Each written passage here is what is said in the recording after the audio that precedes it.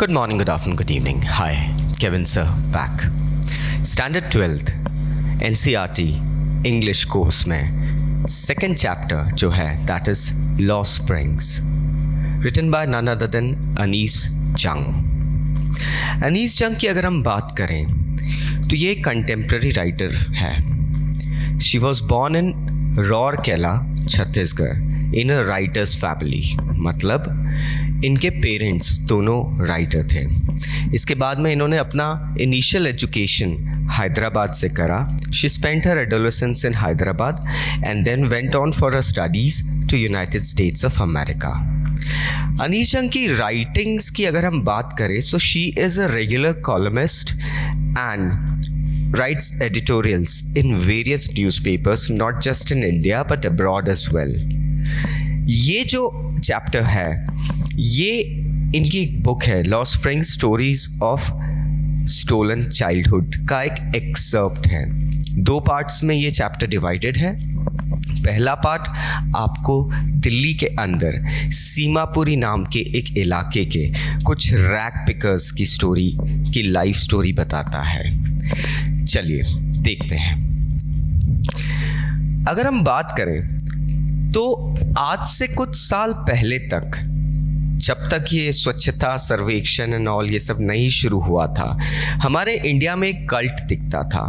सुबह सुबह कुछ बच्चे आपको कुछ प्लास्टिक के गनी बैग्स लेके कचरे के ढेरों में कुछ कचरा बिनते हुए दिखते थे. कुछ पॉलिथीन हुआ, कुछ बॉटल्स हुई या कुछ भी चीज़ें वो बिनते हुए दिखते थे, जो आज शायद एक डिस्टेंट थॉट हो गया है, but that was a crude reality. एक रैग पिकर्स का ग्रुप ऐसा हुआ करता था इंडिया में, जो अब एक डिस्टेंट विजन हुआ है. सो अनीस जंग इन्हीं रैग पिकिंग करने वाले बच्चों को इनकाउंटर करती है, जो दिल्ली के अंदर सीमापुरी नाम की एक जगह, एक झुग्गी बस्ती में रहते थे. कायदे से कहा जाए तो सीमापुरी एक ऐसा एरिया है जहाँ पर बहुत सारे बांग्लादेशी रेफ्यूजीज़ आके रह रहे हैं. उनके पास में आइडेंटिटी कार्ड नहीं है, उनके पास में नेशनैलिटी दिखाने के लिए कुछ नहीं है, हाँ लेकिन राशन कार्ड ज़रूर है. प्रोबेबली किसी पॉलिटिशियन ने दिला के रखा है. चैप्टर शुरू होता है, अनीस जंग एक बच्चे से मिलती है जिसका नाम साहिब आलम है. साहिब आलम मतलब दुनिया का बादशाह. आयरॉनिक, दुनिया का बादशाह नाम है, लेकिन वो कर क्या रहा है? He is actually doing rag picking. एक ऐसा काम जो शायद ही कोई अपने फ्यूचर विजन में कभी सोचता होगा, लेकिन उनके लिए वो एक क्रूड रियलिटी है. Now, why do you do this? I asked Sahib, whom I encounter every morning scouting for gold in the garbage dumps of my neighborhood. ये बोर्ड के लेवल पे बहुत इंपॉर्टेंट लाइन है दोस्तों. उनके लिए गार्बेज इज गोल्ड.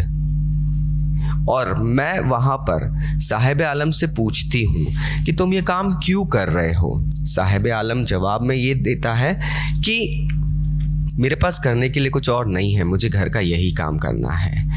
बांग्लादेश के ढाका के पास के एक गांव में अपनी ज़मीन, अपना घर छोड़ के साहिब आलम की फैमिली रेफ्यूजी बन के इंडिया आती है. और इंडिया में सीमापुरी नाम के एक इलाके में दिल्ली के पास वो लोग रहने लगते हैं. मैंने मजाक में यूं ही कह दिया, पढ़ते लिखते क्यों नहीं हो, और किसी दिन मैं अगर स्कूल शुरू करूंगी तो क्या तुम उस स्कूल में आओगे? साहिब आलम बड़े जोश और इत्मीनान के साथ कहता है, बिल्कुल बखूबी, आप स्कूल शुरू करिए. ये क्वेश्चन पूछ के मुझे सडनली रियलाइज हुआ कि मैंने इस बच्चे के साथ एक ऐसा मजाक कर दिया है जो शायद कभी भी सच नहीं होगा. कुछ समय बाद साहिब आलम मुझसे आके पूछता भी है, आपने स्कूल शुरू करा क्या मैडम? मुझे एडमिशन लेना है, मुझे पढ़ाई करना है. तब मुझे और रियलाइज हुआ कि मैंने बच्चे के अंदर एक ऐसी चाह डाल दी है. I have inculcated a thought inside the child that is no more a reality, जो कि कभी सच नहीं होने वाला है. नाउ, और मैंने ये कहा कि it takes longer to build a school. एक स्कूल खोलने में बहुत टाइम लगता है बेटा, काफ़ी टाइम. कुछ महीनों के बाद में वो कहता है, मैंने उसको जान लिया था, पहचान लिया था, लेकिन उसका नाम नहीं पूछा था. और मैंने उसका नाम जब पूछा तो मुझे पता चलता है उसका नाम है साहिब आलम. एक आयरॉनिक सी बात निकल के आती है कि साहिब आलम उस बच्चे को शायद ही अपने नाम का मीनिंग पता होगा। अगर उसे अपने नाम का मीनिंग पता चल जाए तो उसे भरोसा नहीं होगा कि मेरे नाम का मतलब क्या है और मैं क्या कर रहा हूँ। ये कुछ ऐसे बच्चों की सेना का एक हिस्सा है जो कि मॉर्निंग में अपीयर होते हैं, पैर में चप्पल नहीं होती है, जूते नहीं होते हैं, दे आर बेयरफुट सोल्जर्स, और दोपहर होते होते वो वापस गायब हो जाते हैं। Now why aren't you wearing chappals? I asked one. My mother did not bring them down from the shelf, he answered simply. मैंने एक बच्चे से पूछा तुम चप्पलें क्यों नहीं पहनते हो? वो कहता है कि मेरी मम्मी ने वो मचान के ऊपर से, शेल्फ के ऊपर से अभी तक निकाली नहीं है। चप्पलें किस दिन पहनते हैं? जब कुछ फेस्टिवल वगैरह होता है उस दिन हम लोग स्लीपर्स पहनते हैं। एक बच्चा बोलता है कि अगर वो निकाल भी देंगी तो भी ये उसे निकाल के फेंक देगा क्योंकि इसे आदत ही नहीं है। एक ऐसे बच्चे ने ऐसे सवाल का जवाब दिया जिसके एक पैर में दूसरा जूता, दूसरे पैर में दूसरा जूता था। You can imagine the plight, the dishonour that they है। और ये बोलते हुए जब मैंने उसकी तरफ देखा तो वो थोड़ा सा शर्म के कारण झेप सा गया कि मैं उसको ऑब्जर्व कर रही हूँ। Traveling across the country, I have seen children walking barefoot in cities on village roads. It's not lack of money, but a tradition to stay barefoot, is one's explanation.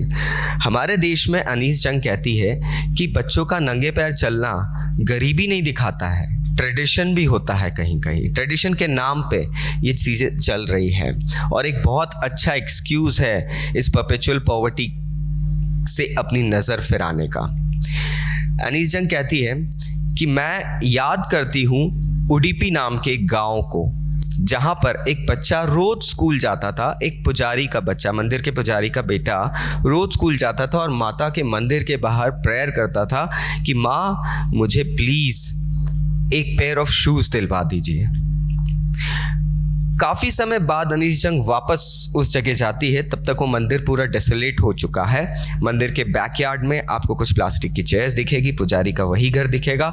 बच्चा आता है स्कूल से, एक बच्चा आता है दिखेगा और वो अपने शूज़ को बेतरतीब, रिमेंबर हम लोग घर से जब स्कूल जाते हैं तो किस तरीके से अपने शूज़ एंड सॉक्स वगैरह को साइड में फेंक देते हैं। तब मैं याद करती हूँ उस बच्चे को जो एक टाइम पे एक जोड़ी जूतों के लिए मंदिर के सामने रोज माथा टेका करता था। Now that was something that was really inexcusable, जो मुझे फील होता है कि आज वो वैल्यू खत्म हो गई है।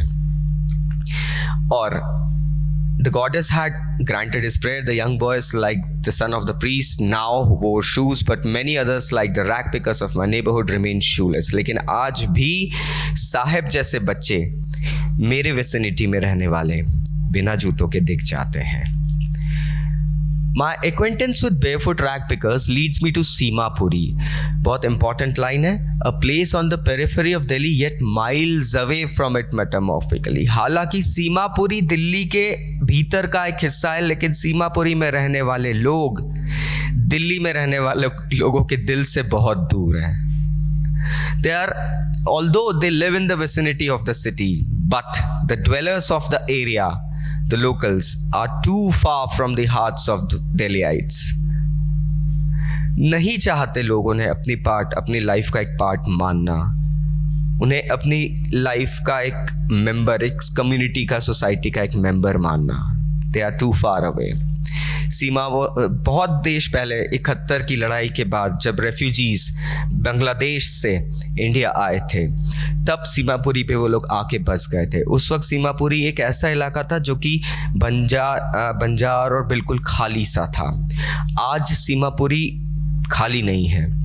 आज वहाँ पर मिट्टी के घर जिनकी रूफ टारपोलिन वगैरह से बनी हुई है, वहाँ लगभग 10,000 रैग पिकर्स रहते हैं।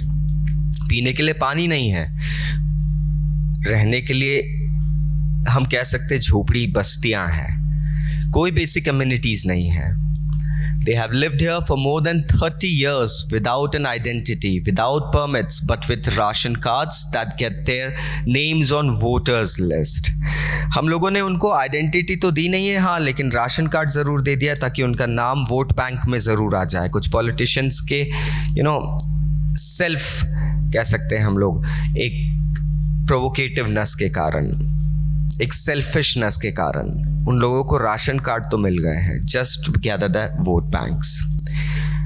If at the end of the day we can feed our families and go to bed without an aching stomach, we would rather live here than in the fields that gave us no grain. Say a group of women in the tattered sari when I asked them why they left their beautiful land of green fields and rivers. Wherever they find food, they pitch their tents that become their transit homes. मैंने इन बच्चों की कुछ माँओं से बात करी और उनका यही कहना है कि हम लोग कहीं पे भी रहने के लिए तैयार है, बस हमें रात में भूखे पेट नहीं सोने को मिले. जब मैंने उनसे पूछा तुम अपनी वो ग्रीन फील्ड्स क्यों छोड़कर आ गए, तब उन्होंने ये जवाब दिया, जहाँ भी जगह मिलती है वो लोग अपने टेंट्स गाड़ देते हैं और उनके ट्रांजिट होम्स बन जाते हैं. Children grow up in them, becoming partners in the survival, and survival in Seemapuri means rag picking. छोटे छोटे बच्चे भी उस एरिया में रहते हैं, बड़े होते हैं और सर्वाइवल का एक पार्ट बन जाते हैं. और सीमापुरी में सर्वाइवल का मतलब क्या है? रैग पिकिंग करना. कुछ समय बाद ये रैग पिकिंग एक कला बन जाती है, एक आर्ट बन जाती है. Garbage to them is gold, it is their daily bread, a roof over their heads, even if it is a leaking roof, but for a child it's even more. बच्चों के लिए ये गार्बेज बिन से garbage collect करना सिर्फ एक काम नहीं है, कभी कभी इनके लिए ये एक एक्साइटिंग सा दौर बन जाता है. I sometimes find a rupee, even a 10 rupee note, Sahib says, his eyes lighting up. Sahib से मैं जब बात करती हूँ तो वो कभी कभी कहता है, अरे मैडम आपको पता है मुझे कभी कभी 1 रुपए का सिक्का कचरे में मिल जाता है, कभी कभी मुझे 10 रुपए का नोट भी मिल जाता है. ये चाहने की इच्छा, ये कुछ पाने की इच्छा जो है, it sometimes leads to more exciting procedure for them. उन्हें हमेशा एक चाह लगी रहती है that we'll be getting something precious from that garbage. कौन कचरे के ढेर में अपने हाथ डालना चाहता है, बट यहाँ पर कुछ एक्साइटमेंट है, कुछ मिलने की इच्छा है. That's why he does that. For there is a hope of finding more. It seems that for children, garbage has meaning different from what it means to their parents. For the children, it is wrapped in wonders. For the elders, it is means of survival. Parents के लिए, बड़ों के लिए garbage collect करना, rag picking करना एक survival का mode है, लेकिन बच्चों के लिए ये प्रोबेबली एक खेल है और वो इसलिए उसमें रम गए हैं. One winter morning, I see Sahib standing by the fenced gate of the neighborhood club, watching 2 young men dressed in white playing tennis. I like the game, he hums, content to watch it standing behind the fence. एक जाड़े की सुबह मैं साहिब को देखती हूँ एक tennis club के बाहर अंदर झांकते हुए 2 लोग dressed in white lawn tennis खेल रहे हैं. साहिब मुझे बोलता है, मैडम मुझे ये गेम बड़ा अच्छा लगता है. एंड कभी कभी जब कोई नहीं रहता है तो वहाँ के गेट कीपर जो है वो मुझे अंदर जाने देते हैं. साहिब ने भी टेनिस शूज़ पहने हुए हैं जो थोड़े से अजीब लगते हैं उसके डिस्कलर्ड शर्ट एंड शॉर्ट्स के साथ. जब मैं उन शूज़ को देखती हूँ तो साहिब सफाई में कहता है कि मैंने चुराए नहीं हैं, मुझे किसी ने दिए हैं. शायद किसी रिच पर्सन के बच्चे ने, जिसके जूते शायद फट गए हों या उसे पसंद नहीं आ रहे हों, तो दे दिए होंगे फेंकने के लिए और वो कहीं से साहिब के पास आ गए एक प्रेशियस कमोडिटी बन के. Now for one who has walked barefoot, even shoes with a hole is a dream come true, but the game he is watching so intently is out of his reach. वो tennis के shoes Sahib के लिए बहुत precious हैं, भले ही उनमें छेद हो गए हों, लेकिन वो जो टेनिस का गेम देख रहा है वो उसकी पहुंच से बहुत बहुत दूर है. आज सुबह मैंने साहिब को देखा, वो एक दूध के बूथ पे जा रहा है. उसके हाथ में एक दूध का कैनिस्टर है, एक स्टील का कैनिस्टर है, और साहिब कहता है कि अब मैं एक टी स्टॉल पे काम करता हूं. प्रोबेबली वो एक टी स्टॉल में छोटू बन गया है. मुझे 800 रुपये मिलते हैं और खाना भी मिलता है मैडम. मैंने जब उससे पूछा कि तुम्हें नौकरी पसंद है, उसका चेहरा मुरझाया हुआ है। उसके बॉडी लैंग्वेज को देख के मुझे अब लगता है कि वो स्टील कैनिस्टर जो वो लेके चल रहा है, उस चाय की दुकान पे जो काम कर रहा है, वो स्टील कैनिस्टर का वजन उस कचरे के बैग से ज़्यादा है जो एक टाइम पे ये बच्चा फ्री होके कैरी करता था, किसी के अंडर, किसी के बाउंड होके कैरी नहीं करता था। आज वो स्टील कैनिस्टर उस कचरे के बोरे से ज़्यादा वेट रखने लग गया है। क्यों? क्योंकि इस बच्चे के ऊपर अब रिस्पॉन्सिबिलिटी आ गई है।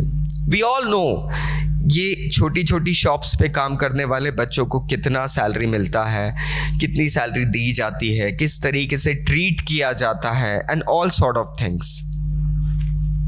Sometimes it feels really sad about it. Anees Jung actually goes ahead and wants to capture the same scenario. हालांकि thanks to the government policies and everything, right now things have changed and ये rack packing एक distant past हो गई है, but still Anees Jung goes ahead and informs us about this sect of the society as well. Question and answers पे नजर डाल लेते हैं। What is Saheb looking for in the garbage dumps? Where is he and where has he come from? Saheb garbage dump में क्या देख रहा है? देखिए, सवाल के बहुत सारे इंटरप्रिटेशंस हो सकते हैं। You can answer the question in a way that Saheb is looking for garbage, probably is looking for some coins, he has got a fascination that he would be getting some rupee note as well out there. Where is he? He is in a part of Delhi known as Simapuri. And where is he from? He belongs to the slums of Simapuri. Basically, his family belongs to Bangladesh, Dhaka, where after the war of 71, they had left their lush green fields and come to India as refugees. They live here still without an identity, without a nationality, but yes, on the mere, blessings of some crude politicians. What explanations does the author offer for the children not wearing footwear? Author ने बच्चों के नंगे पैर रहने का क्या explanation दिया? Author ने कहा है, देखिए, ये एक परपेचुअल पॉवर्टी तो है, कभी नहीं खत्म होने वाली गरीबी तो है, बट साथ ही साथ इसको एक नाम दे दिया गया है, एक ट्रेडिशन का, कि ये एक ट्रेडिशन है और इस ट्रेडिशन को मानना एक प्रथा सी हो गई है। ट्रेडिशन मीन्स प्रथा होती है, तो एक प्रथा बन गई है हमारे यहाँ पर कि बच्चों को नंगे पैर रहने दो। इससे दो काम होते हैं, एक ट्रेडिशन भी मान लिया जाता है, दूसरा उस परपेचुअल पॉवर्टी से मुंह फेर लिया जाता है। इज साहब happy working at the tea stall? Explain. क्या आपको सच में लगता है साहब उस टी स्टॉल पे अब काम करके खुश है? वो बच्चा जो कि एक फ्री लाइफ जिया करता था, भले ही कचरा पिक करता था, सुबह निकलता था, दोपहर में अपने घर चले जाया करता था, उन स्लम्स में जहां पे उनका कोई फ्यूचर नहीं है, उन डार्केंड प्लेसेस में। अगर आप एक पोयम याद करेंगे तो आप ही के स्टैंडर्ड में एक पोयम है, an elementary classroom in the slum, तो आपको इसका डायरेक्ट कनेक्शन मिल जाएगा।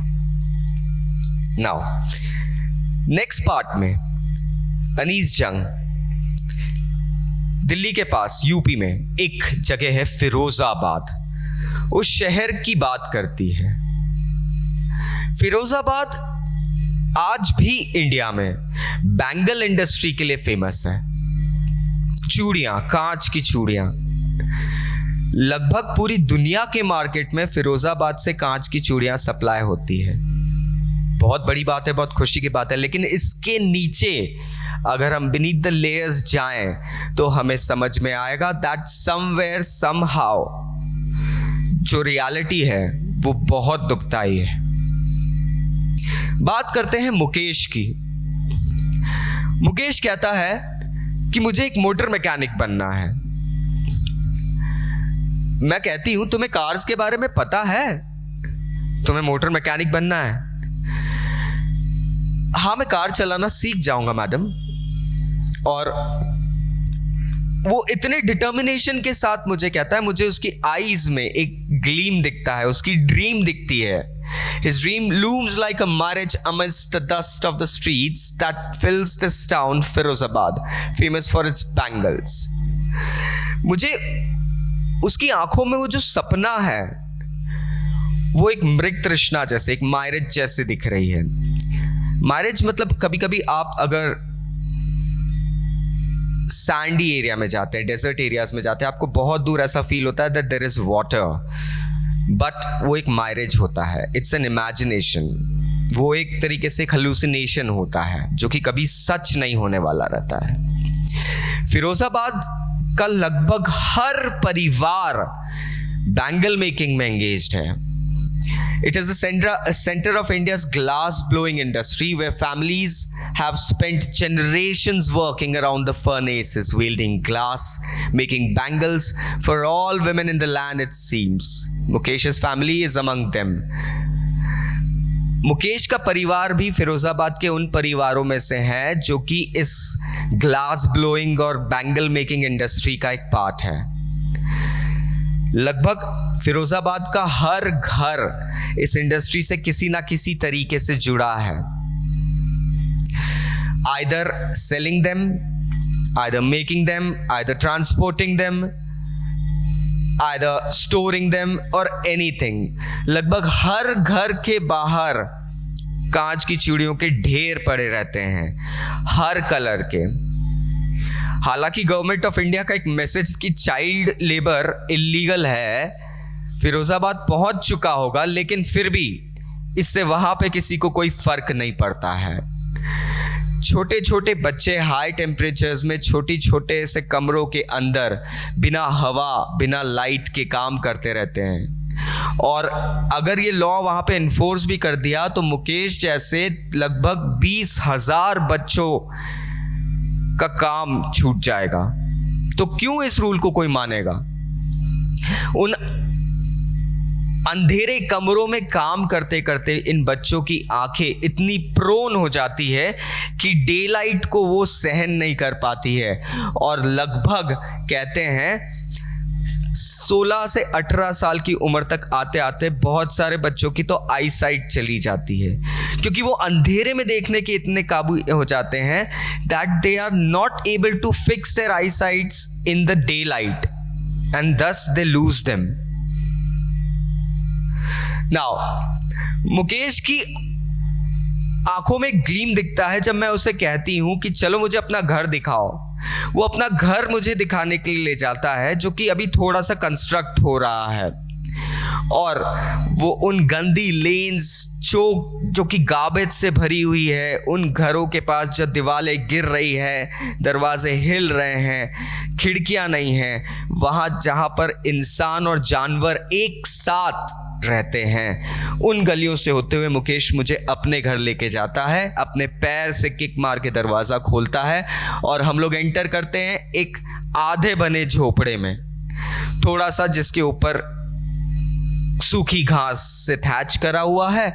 पास में एक चूल्हा है, एक फायरवुड का स्टोव है, जिसके पास में एक बड़ा सा वेसल है जिसमें शायद स्पिनच पालक पक रही है।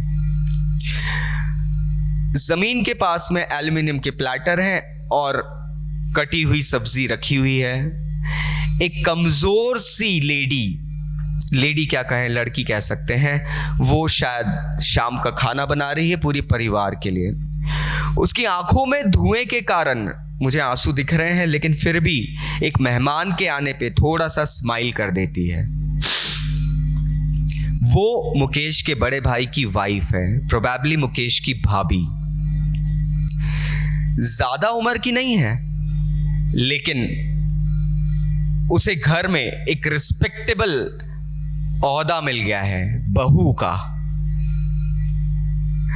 बहू मतलब डॉटर इन लॉ, और मुकेश के घर में 3 आदमियों की जिम्मेदारी उसके ऊपर है, मुकेश का भाई, मुकेश और मुकेश के फादर। कहते हैं आज भी वहां पर ट्रेडिशंस हैं, जब मुकेश के फादर आते हैं तो वो अपने सिर पे घूंघट डाल के थोड़ा सा पीछे हो जाती है। ये कस्टम है कि बहुओं को और बेटियों को घर में जब एल्डर्स आते हैं तो वहाँ से हट जाना रहता है और सिर ढाक लेना पड़ता है। मुकेश के पापा वो एल्डर हैं जिन्होंने अपनी लाइफ एक बैंगल मेकर के समान बनाई है। हालांकि पहले वो एक टेलर थे, बाद में एक बैंगल मेकर बने। उन्होंने अपनी लाइफ में कुछ नहीं करा है, उन्होंने अपने बच्चों को स्कूल नहीं भेजा है, उन्होंने बच्चों को एक लेगेसी नहीं दी है, हाँ, लेकिन बच्चों को बैंगल मेकिंग का काम जरूर सिखा दिया, जिससे कि वो एक वक्त की रोटी कमा सकेंगे। And that is what he is proud of. Mukesh की ग्रैंड मदर कहती है कि ये तो इसके कर्म है। ये वो ग्रैंड मदर है जिसने अपने हस्बैंड को इसी इंडस्ट्री में रह के काम करते हुए अंधा होते हुए देखा है।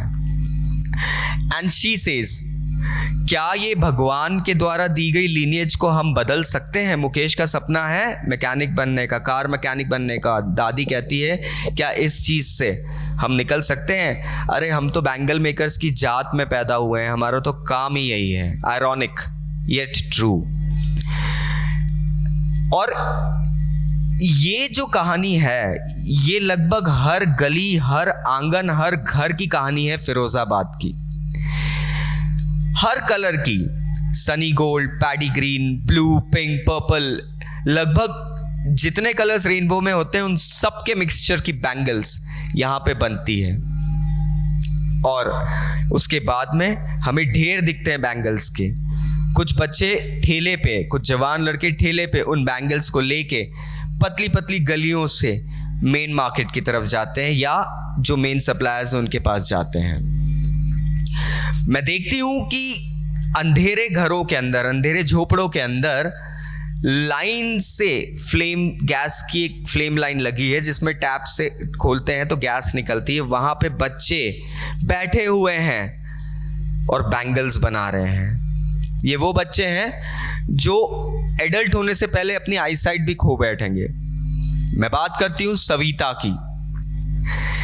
एक यंग सी गर्ल, प्रोबेबली बिटवीन इन हर टीन्स, वो अपने घर में एक एल्डरली वुमेन के साथ में बैठ के ग्लास के पीसेस को सोल्डर करके चूड़ियां बना रही है।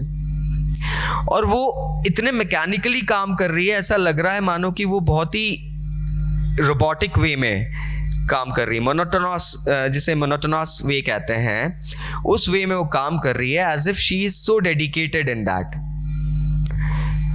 उस बच्ची को इन चूड़ियों का मतलब शायद ही पता होगा, जिसे भारत में सुहाग की निशानी भी कहा जाता है।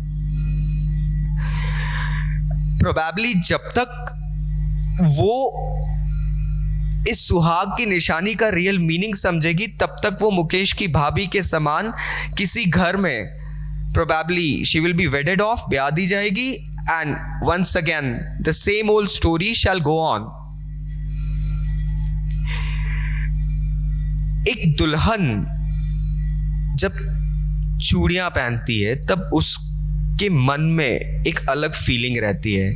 आज सविता को इस बात का कुछ भी मीनिंग नहीं पता है, but still she is catering of the same thing. She still और उसकी दादी की अगर हम बात करें, so she still has bangles on her wrist but no light in her eyes. उसकी भी आई साइट जा चुकी है। एक वक्त शेर भर खाना नहीं खाया है लाइफ में। सविता की एल्डरली ग्रैंडमदर कहती है कि मैंने लाइफ में शायद ही ऐसा कोई दिन होगा जिस दिन शेर मतलब एक मुट्ठी भर अनाज, मतलब पेट भर के खाना जिस दिन मैंने खाया होगा। Now that's what I'm talking about. It's a perpetual state of poverty that these people are living into.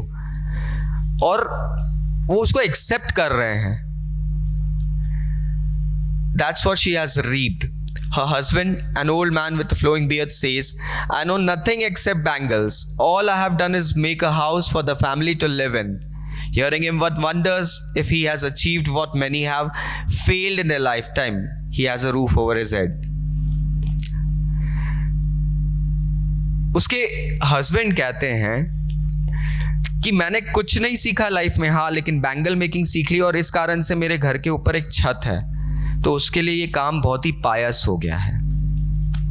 The cry of not having money to do anything except carry on the business of making bangles, not even enough to eat, rings in every home. हर घर के अंदर यही रोना है, हर घर के अंदर यही कहानी मिलती है कि हमारे पास करने के लिए कुछ है नहीं सिवाय bangle making. Little has moved with time, it seems, in Firozabad. Years of mind-numbing toil have killed all initiatives and the ability to dream. शायद बरसों से ये बैंगल मेकिंग का काम करना इतना मोनोटोनस हो गया है कि फिरोजाबाद में रहने वाले लोगों की ड्रीम करने की काबिलियत भी खत्म हो गई है. They are not even able to bear or dream anything else rather than making bangles. Why not organize yourself into a cooperative? I ask a group of young men who have fallen into the vicious circle of middlemen who trapped their fathers and their forefathers. मैं उन लोगों को कहती हूं, तुम लोग एक cooperative society क्यों नहीं बनाते हो? वाह, कहने में बड़ा अच्छा लगता है, लेकिन ये वो लोग हैं जो कि दलालों के और साहूकारों के एक ऐसे जाल में फंस गए हैं कि वो चाह के भी अब उस सर्कल से निकल नहीं सकते हैं. किसी ने जवाब दिया, even if we get organized, what will happen? हम लोगों को इकट्ठा करके मारा जाएगा, पुलिस हमें जेल में डाल देगी. क्यों? क्योंकि हमारा काम ही बैंगल मेकिंग है, इसके अलावा हम कोई और ड्रीम कर ही नहीं सकते हैं. There is no leader among them, no one who could help them see things differently. इनके अंदर वो एक चाह ही नहीं रह गई है, एक ज़ील ही नहीं रह गई है. Everything is finished. Their fathers are as tired as they are. They talk endlessly in a spiral that moves from poverty to apathy to greed and to injustice. Listening to them, I see two distinct worlds. One of the family caught in a web of poverty, burdened by the stigma of caste in which they are born. The other, a vicious circle of the sahukars and the middlemen, the policemen, the keepers of the law, the bureaucrats and the politicians. जब मैं इनको देखती हूं तो मुझे दो circles दिखते हैं. ये लोग दो जगह फंस गए. एक, उस कास्ट में पैदा होना जो कि सिर्फ बैंगल मेकर्स की ही कहलाई जाती है. दूसरा, कुछ ड्रीम नहीं कर पाना, एक ऐसे सर्कल में फंसे रहना जहां पे साहूकार, जहां मिडलमैन, जहां पुलिसमैन और कुछ भ्रष्ट पॉलिटिशियंस भी इन्वॉल्व हैं. Together they have imposed the baggage on a child that he can not put down. Before he is aware, he accepts it as naturally as his father. To do anything else would mean to dare, and daring is not a part of his growing up. Now, कहते हैं कि एक बच्चा जब फिरोजाबाद में bangle maker community में पैदा होता है, जब तक वो कुछ ड्रीम करने की लायक हो जाता है तब तक तो उसको एक क्रूड रियलिटी मिल जाती है कि तुम्हें बैंगल्स बनाना है, और वो उस रियलिटी को एक्सेप्ट भी कर लेता है जिस तरीके से उसके पिता ने उसको उस रियलिटी को एक्सेप्ट कर लिया था, और एक काम चलता रहता है. लेकिन जब मैं मुकेश की आंखों में एक ड्रीम देखती हूँ मैकेनिक बनने का, तब मुझे थोड़ी खुशी होती है, क्योंकि मुकेश कहता है, I want to be a motor mechanic. He will go to garage and learn, but the garage is a long way from his home. I will walk, he insists. ये बहुत मेटामॉर्फिक मीनिंग वाला एक sentence है दोस्तों, boards में importantly आता है. मुकेश से जब मैं कहती हूँ मुकेश गराज बहुत दूर है, मुकेश सिंपली जवाब देता है, मैडम आई विल वॉक. इसका अगर आप थियोरेटिकल मीनिंग देखें तो मैं उसे एक बात जताना चाहती हूँ, मुकेश तुम जो ड्रीम देख रहे हो वो बहुत दूर की सोच है, उसको सच कर पाना इतना आसान नहीं होगा. लेकिन मुकेश बहुत ही इनोसेंटली एक जवाब देता है, और उसके जवाब में एक डिटर्मिनेशन दिखता है कि मैडम मैं चलूंगा, मैं मेहनत करूंगा, and I will do that. मैं उससे कहती हूँ, do you also dream of flying a plane? कभी यार मोटर मैकेनिक बनने का सोचा है तुमने कभी प्लेन उड़ाने का नहीं सोचा? मुकेश ने एक सडन साइलेंस के साथ, मानो एक झिझक से, सिर्फ एक जवाब दिया, नहीं मैडम. उसके जवाब में एक एम्बैरसमेंट है, एक शर्म है, दैट ही नोज, एक रिग्रेट की फीलिंग है, पछतावा कि मैं इतनी ऊंची ड्रीम नहीं देख सकता ma'am. He is content to the dream of cars that he sees hurtling down the streets of the town, and last line of the chapter is few airplanes fly over Firozabad. कहने का मतलब है अनीस जंग बहुत crude way में एक sarcastic comment, कटाक्ष जिसे कहते हैं हिंदी में, दे रही है that few planes fly over Firozabad. Firozabad के लोगों के अंदर इतनी ड्रीम्स ही नहीं है कि वो इतना ऊंचा सोच पाए. मुकेश सड़क पे चलती कारों को देख के फैसिनेट हो जाता है और ड्रीम भी क्या देखता है, कार ओन करने की नहीं फ्रेंड्स, वो एक ड्रीम देखता है, उसे पता है उसकी काबिलियत क्या है, उसकी कैपेसिटी कितनी है, और इस कारण से वो एक मोटर मैकेनिक बनने का ड्रीम करता है. प्रोबेबली उस तरीके से वो कार्स के पास रह सकेगा. लेकिन जब मैं उससे पूछती हूँ that don't you ever think of flying planes, थोड़ा सा बड़ा ड्रीम करके देखो, तो वो एक रिग्रेट और एक एम्बैरसमेंट के साथ सिर्फ एक वर्ड का जवाब दे पाता है, नहीं. और वो जवाब देते देते उसकी नजरें झुक जाती है. He feels sorry, he knows that his future is not there. He knows where his future lies.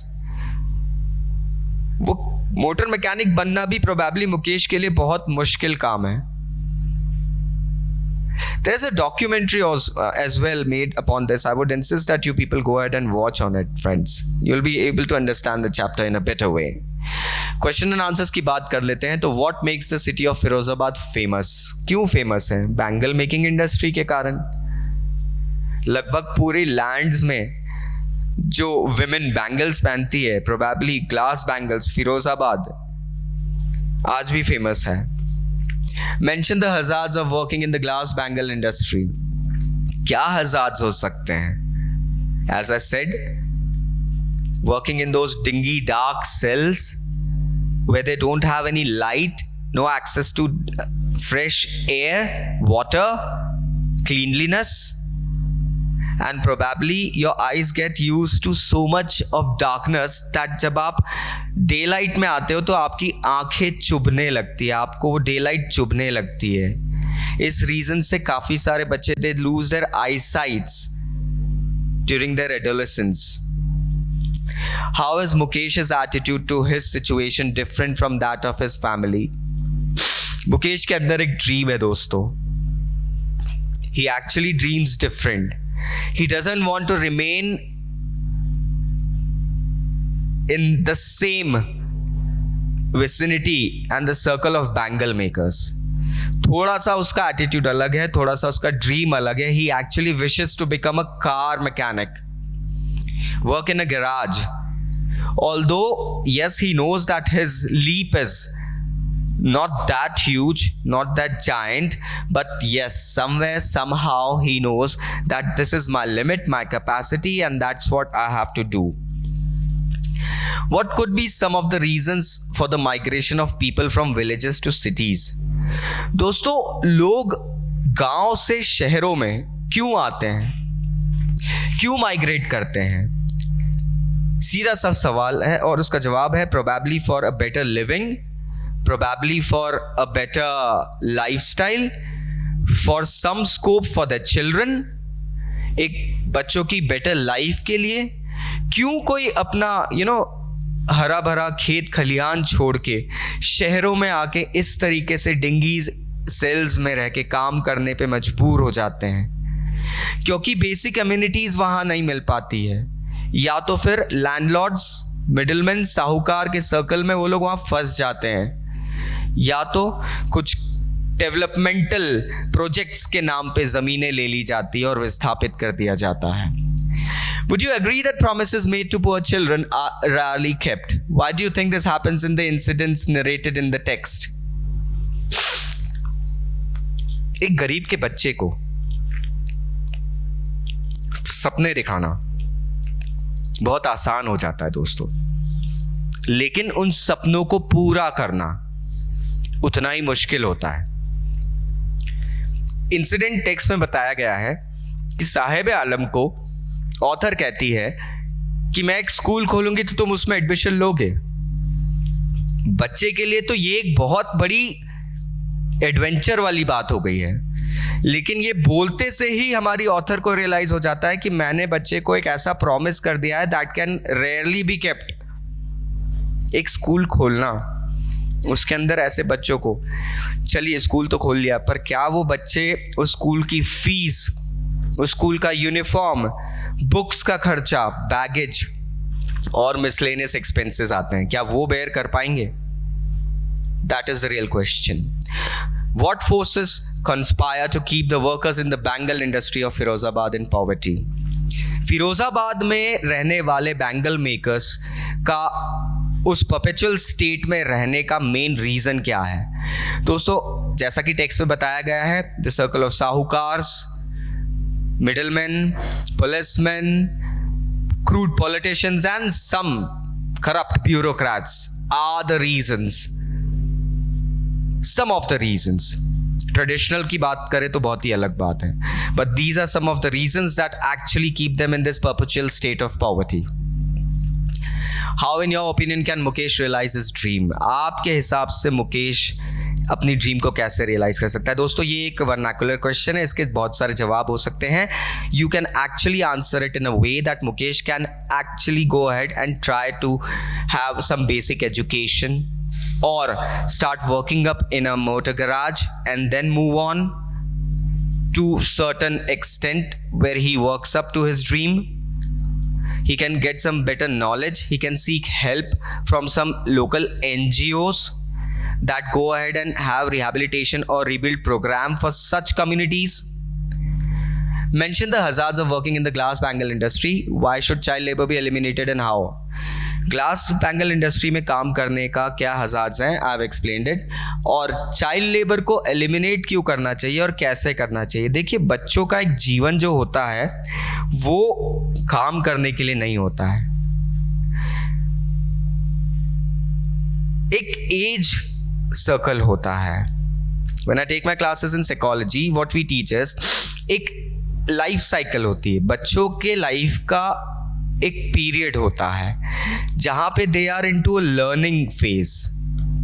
उस लर्निंग फेज में एक बच्चा जो चीजें सीखता है उसकी लाइफ उसके अनुसार डिजाइन होती है, ड्वेल होती है. बच्चों की एज सीखने समझने की होती है. उसमें आप उनको बाउंडेशंस दे देंगे, रिस्पॉन्सिबिलिटीज दे देंगे, so they will never be able to cope up with their life in actual. What we should do is actually keep a check on even dingy institutions, dingy shops, workshops, anywhere where child labor is being committed. Authorities should keep a close watch on certain places. They should make stringent laws. हालांकि हमारे country में अभी child labour काफी हद तक बंद हो गया है, but still somewhere somehow it can be seen. Undoubtedly, yes.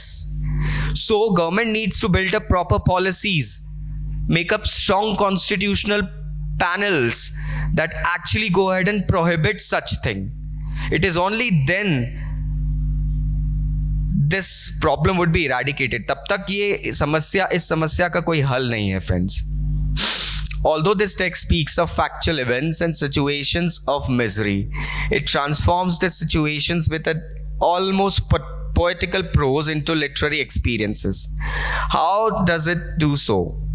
Now, कुछ literary devices इस chapter में जैसे hyperbole दिए गए हैं. Hyperbole क्या होते हैं? एक way of writing होता है that makes the text more effective. For example, garbage to them is gold. उनके लिए तो कचरा ही सोना है. ये हाइपरबोले है.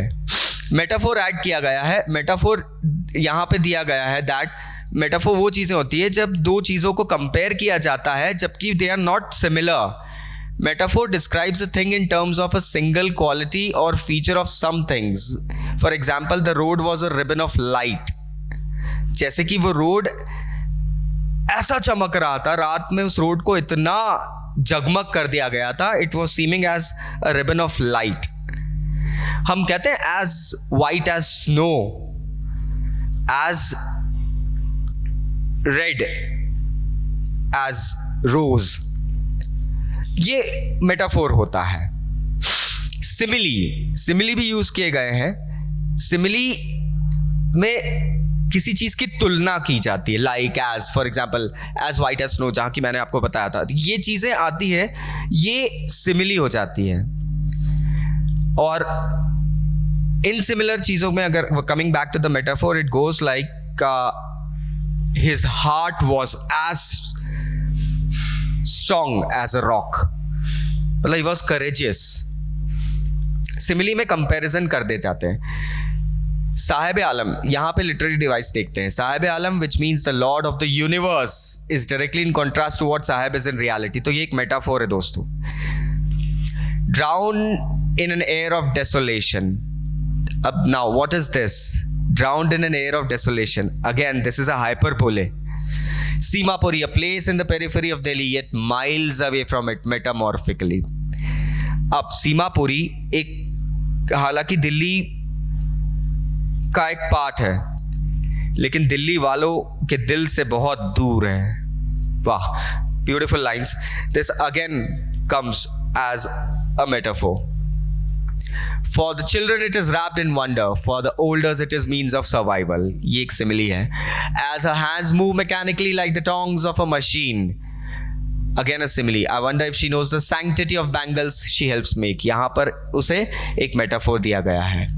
Few airplanes fly over Firozabad. Again दोस्तों, ये तो एक हाइपरबोले है. Web of poverty. Again a hyperbole. Scouting for gold. This is a simile. And survival in Simapuri means rack picking. Through the years it has acquired the proportion of a fine art. एक simile दिया गया है. The steel canister seems heavier than the plastic bag he would carry so lightly over his shoulders. It is a metaphor. The beauty of glass bangles of Firozabad contrasts with the misery of people who produce them. This paradox is also found in some other situations. For example, those who work in gold and diamond mines or carpet weaving factories and the products of their labor, the lives of the construction workers and the buildings they build. Look around and find examples of such paradoxes. Write a paragraph about 200 and 250 words in any one of them. You can start by making notes. Now, देखिए, बात तो सही है. हीरे की खदान में काम करने वाला मजदूर करोड़पति नहीं होता है. एग्जाम्पल वाइज अगर हम देखें, एक छोटा सा एग्जाम्पल देते हैं. आप सॉल्ट इंडस्ट्री की अगर बात करते हैं, तो सॉल्ट इंडस्ट्री में जो लोग सॉल्ट कलेक्ट करते हैं दोस्तों, 2 रुपीज पर kg का रेट मिलता है. मैं उन मजदूरों की बात कर रहा हूं जो सॉल्ट पैन में बोरे भरते हैं. You can just imagine 2 rupees per kg उनको मिलता है. जितने kg भरेंगे उस हिसाब से पेमेंट मिलता है. And since salt is something that is basic, अगर साइंस के स्टूडेंट्स वो समझेंगे, वो बेस में आता है, वो आपकी स्किन को गला देता है. एंड जले पे नमक छिड़कने वाली कहावत सबको पता है. So you can go ahead and right. आप ऐसे शुरू कर सकते हैं that you never see the poor in this town, but they toil working cranes and earth movers, squirreling deep into the hot sand to lay the foundations of chrome. By night they are banished to bleak labor camps at the outskirts of the city. Wow. हम बड़े बड़े beautiful building constructions देखते हैं, लेकिन उस building को construct करने वाले वर्कर्स हमें दिन में दिखते हैं, लेकिन रात में हमें पता नहीं चलता वो कहाँ गए. वो उन झोपड़ियों में, अंधेरी बस्तियों में जाके रहने को मजबूर हो जाते हैं. बना तो रहे हैं इतना बड़ा सपना, इतनी बड़ी ड्रीम पूरी कर रहे हैं कुछ लोगों की, लेकिन somewhere somehow they are so downtrodden that we leave them. The plight of street children forced into labor early in life and denied. ये थीम है इस चैप्टर का. सब थीम है the callousness of the society and the political class to the sufferings of the poor. हम लोग एक तरीके से लेजी हो गए हैं. हम लोग इमेजिन ही नहीं करना चाहते हैं इस सेक्टर, इस सोसाइटी, इस क्लास के बारे में जो कि हमारी लाइफ का एक पार्ट है, but still our attitude towards them is so close that we don't go ahead and even try to or want to think about them. That is where it leads to us. Leave about the political sect, my friends. I wouldn't be commenting on them because you all are intelligent and smart enough to know about that. Comprehension ये दिया गया है कि इस chapter में factual understanding बताई गई है. अगर हम कॉम्प्रिहेंशन की बात करें तो कॉम्प्रिहेंशन के अंदर फैक्चुअल अंडरस्टैंडिंग है, रिस्पॉन्डिंग, एक रिस्पॉन्स दिया गया है लोगों की सेंसिटिविटी के ऊपर. सोशियो इकोनॉमिक इश्यूज़ जैसे कि बात करते हैं हम, जो भी आज की दौर में हमारी सोसाइटी में इश्यूज़ चल रहे हैं उनके ऊपर भी एक